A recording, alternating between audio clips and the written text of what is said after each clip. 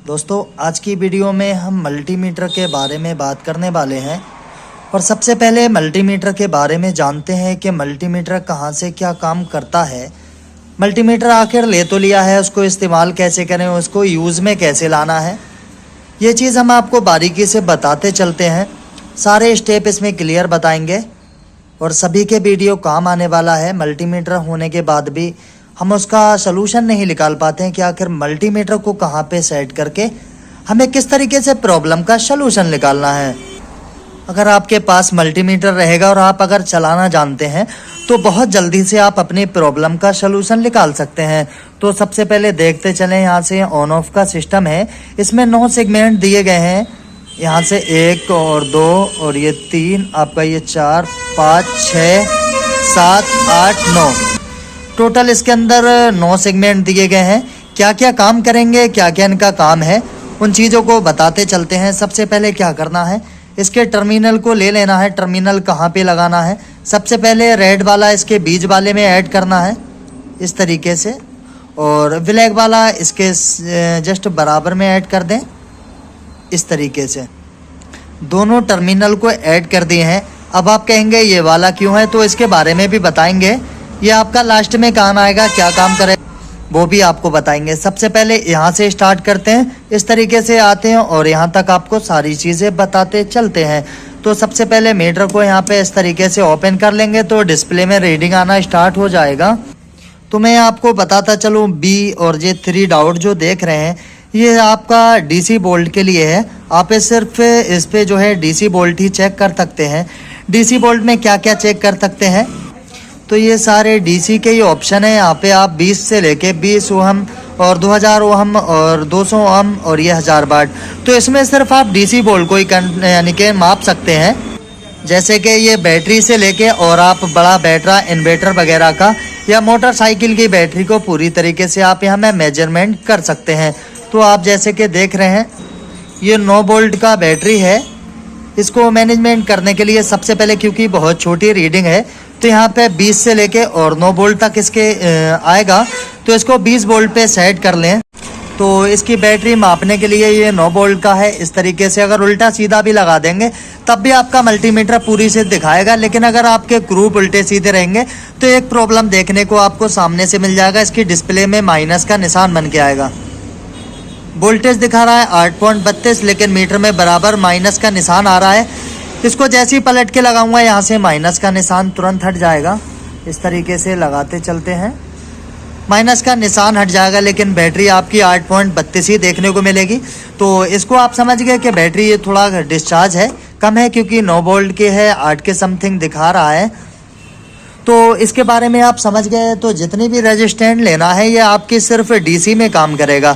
ये आपके ऊपर डिपेंड करता है कितने वोल्ट पे चेक कर रहे हैं, इसीलिए 1000 से लेके 200 ओहम और 2000 एम तक इसमें दे रखा है। सिर्फ और सिर्फ इसमें डीसी वोल्ट को चेक कर सकते हैं। चलिए इसके दूसरे स्टेप में आपको लेके चलते हैं। यहाँ पे आप रेजिस्टेंस ले सकते हैं किसी भी चीज़ की। अब रेजिस्टेंस को ले लेता हूँ और आपको दिखाता चलता हूँ। फिर से रेजिस्टेंस को लेने के लिए सबसे कम यहाँ पे 200 ओहम दिया है और 20 के दिया है, 200 के दिया है, 2000 के दिया है। सबसे कम रेजिस्टेंस लेने के लिए मैं एक रेजिस्टेंस ले लेता हूँ और आपको इसकी रेजिस्टेंस लेके दिखाता हूँ। तो मैंने यहाँ पे रेजिस्टेंस को ले लिया है। सबसे पहले दिखाता चलूँ, इसके मल्टीमीटर में ओम का शाइन देख लीजिए। इसी तरीके से आपको रेजिस्टेंस पे इसका शाइन देखने को मिलेगा ओम का 7 ओम 5, 7 यानी कि 4 और पॉइंट और 7 ओम।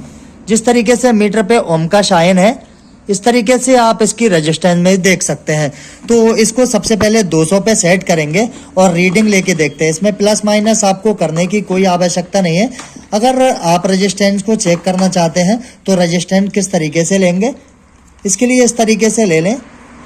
सिर्फ रेजिस्टेंस का एक ही साइड आप अपने हाथ में पकड़ सकते हैं, दूसरे को आपको दिखाता चलता हूँ। इस तरीके से लगाएंगे तो मीटर रीडिंग क्या मिलेगा आपको देखने के लिए, 5.8, ठीक है, 5.8।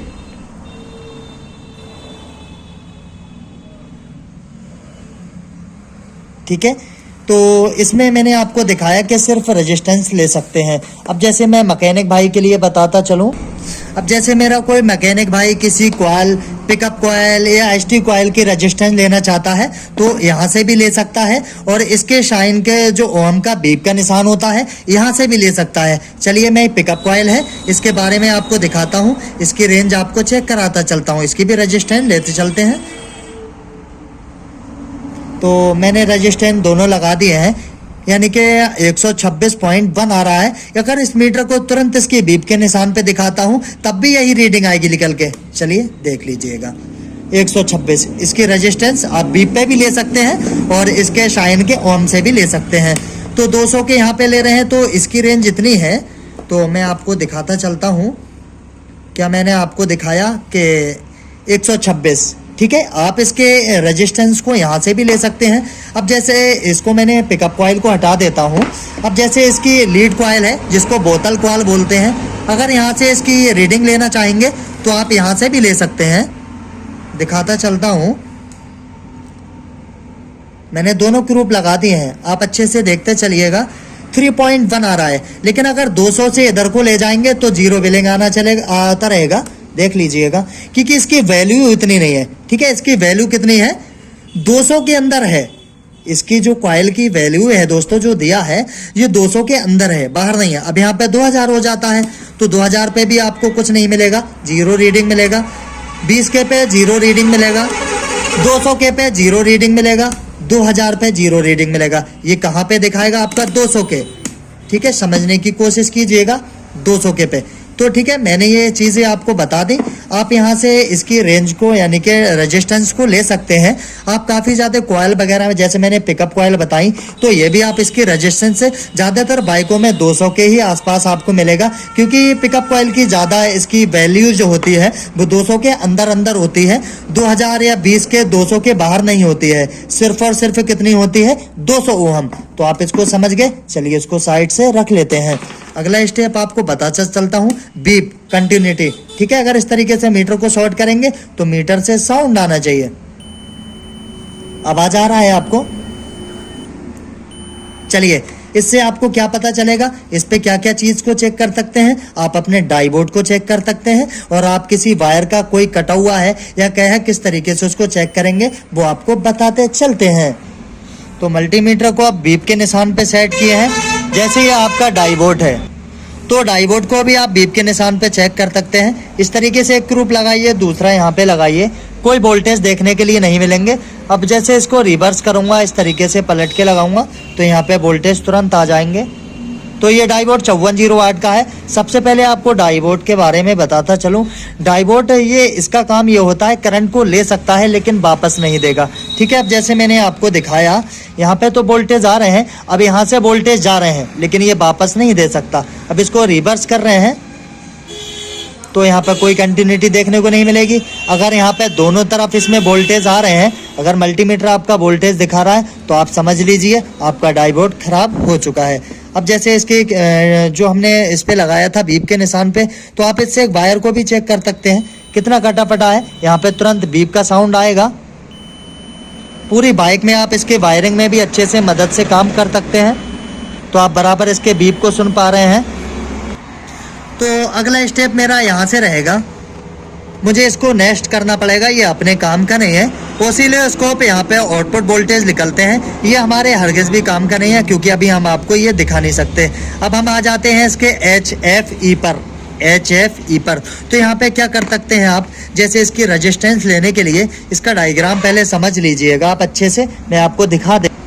तो इसका HFE का सीधा कनेक्शन यहाँ पे मिलेगा। आप इसके डायग्राम से समझ सकते हैं, जो ब्लैक वाली लाइन आ रही है ये सीधी कहाँ पे आई, इसके HFE के पास, यानी कि NPN PNP। इसमें क्या कर सकते हैं आप, बताता चलता हूँ। तो यहाँ पे किसी भी आप ट्रांजिस्टर की यानी कि इसकी ओहम और इसकी रीडिंग जान सकते हैं। अगर आप इसके ट्रांजिस्टर के बारे में काम जानते हैं तो क्या करना है आपको, सिंपली इसमें इस तरीके से लगा देना है। रीडिंग आप यहाँ पे देख लीजिएगा कितनी आ रही है, घट रही है बराबर, ठीक है। अब यहाँ पे PNP पे चेक किया था, अब इसके NPN पे चेक करेंगे। सीधा इसकी रेजिस्टेंस लेने के लिए यहाँ पे इसको लगा देते हैं, थोड़ा आराम से लगाएंगे। तो इसके अब मैंने NPN पे चेक किया है तो 78 इसकी रीडिंग आ रही है। तो यहाँ से आप ट्रांजिस्टर चेक कर सकते हैं। तो ये तो आपका HFE। अगर आपको इसका ट्रांजिस्टर का काम आ रहा है तो आप इसके ट्रांजिस्टर को यानी कि NPN और PNP पर चेक कर सकते हैं। चलिए उसको यहाँ से निकाल लेता हूँ और अगला स्टेप आपको बताता चलता हूँ। अब मीटर के अंदर आपको 10A देखने को मिलेगा। 10A इसके बारे में अभी आपको लास्ट में लेके आते हैं। सबसे पहले इसकी रीडिंग के बारे में जानते हैं।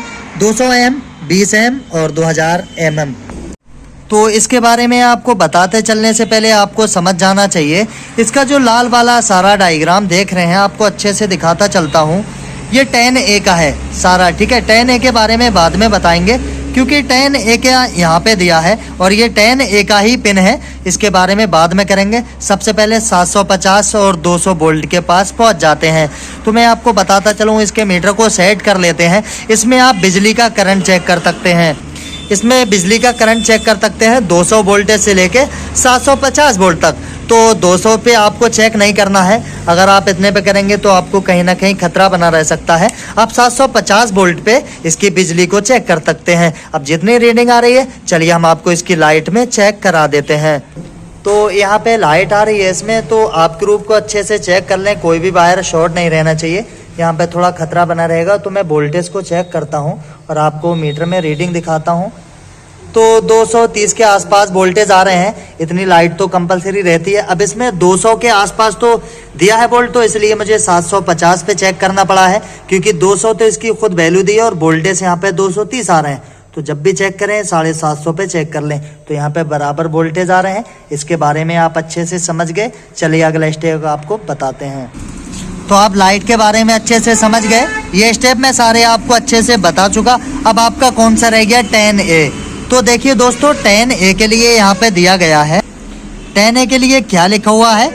सीधा 10A के बारे में यहाँ पे वार्निंग दे रहा है आपको। ये इसका कपलर सीधा लाल वाला निकाल के और इसके 10A में लगाना है, ठीक है। 10A खुद आपको बता रहा है कि यहाँ पे 10A लगाइए। चलिए अब 10A काम क्या करेगा ये हम इसमें जान लेते हैं।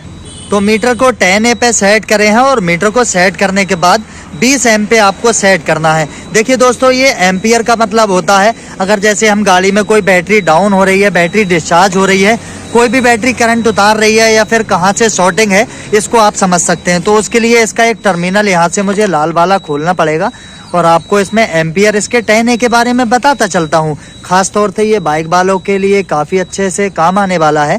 अगर कोई बैटरी गाड़ी पूरे दिन सेल्फ लेती है, रात को खड़ी करने के बाद उसकी बैटरी डिस्चार्ज हो रही है, तो आप उसको आराम से चेक कर सकते हैं। आप किस तरीके से करेंगे वो मैं आपको बताता चलता हूँ। मल्टीमीटर को 20 पे सेट किए हैं। सबसे पहले इसका लाल वाला टर्मिनल जो है, इस तरीके से जो बैटरी का एक गाड़ी में से इसके जो टर्मिनल है, इसको यहाँ पे ऐड कर लें। तो एक टर्मिनल इसके बैटरी में लगा दें और जो बैटरी का टर्मिनल खोला है ये आप अपने मीटर में लगा दें। अब रीडिंग यहाँ पे देख सकते हैं, बिल्कुल 3 पे रुकी हुई है। मैं बिलिंग नहीं होने दूंगा। अगर किसी भी तरीके से ये गाड़ी बैटरी को डाउन करती है, अगर गाड़ी यानी कि बैटरी को पी रही है, कोई वायरिंग शॉर्ट रहेगा, तो इसका रीडिंग घटेगा नहीं, ठीक है। जितना है उतना की उतना ही रुका रहेगा। आप देख लीजिएगा, मैंने टर्मिनल को सेट कर रखा है। तो मैं इसको हटा लेता हूँ। ये भी मैंने आपको अच्छे से बता दिया। जब भी कोई गाड़ी बैटरी डाउन करती है या कोई प्रॉब्लम आती है तो 10A पे आपको सेट करना है कि मीटर आपको बराबर बता रहा है। 10A पे सेट करके 20 एम्पियर पे सेट करना है। इसके मीटर को बंद कर लेते हैं यहाँ पे। तो आप इसके 10A से सिर्फ इसके एम्पियर को ले सकते हैं। तो दोस्तों, जो मैंने बताया मीटर के बारे में, इसी तरीके से आप चला सकते हैं। तो उम्मीद करता हूँ वीडियो अच्छा लगा होगा। वीडियो अच्छा लगे वीडियो को लाइक शेयर कर दीजिएगा। मेरे चैनल को सब्सक्राइब कर दीजिएगा। बेल आइकन को प्रेस करना बिल्कुल भी ना भूलिएगा।